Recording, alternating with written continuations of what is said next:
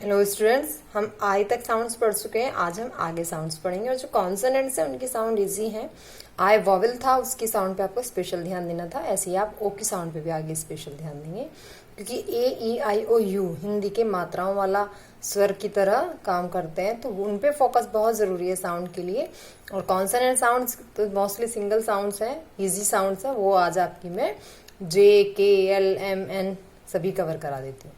तो जे की साउंड ज की तरह से होती है, जैसे jam, Japan, jump, job, jeep, join, जनवरी। ऐसे आप ज जब पढ़ते हैं तो इस साउंड को आप ज की तरह से करेंगे। अगर जे और एच लिखा है तो वो हिंदी का झ की तरह से साउंड करता है।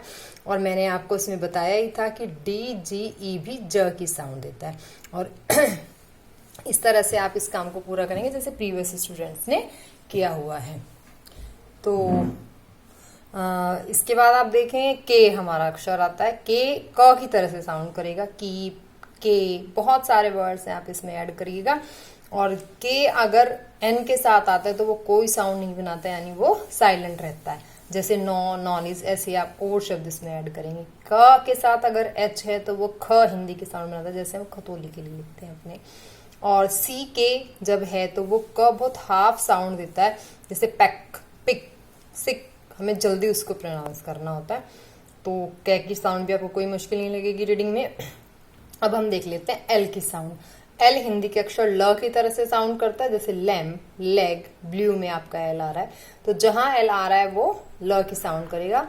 लाइट, लाई, ले, जैसे मैंने लिखा है, ऐसे बहुत वर्ड्स आप इसमें ऐड कर सकते हैं, या जब भी आप टेक्स्ट बुक पढ़े तो आराम से इसकी साउंड को कर सकते हैं। बस आपको ये ध्यान रखना है कि एल साइलेंट कहाँ कहाँ है, तो वो लिस्ट आपको वोके में मैंने अलग से कराई भी हुई है। जैसे वॉक, टॉक, कुड, शुड, इन सब में ये एल साइलेंट चलता है।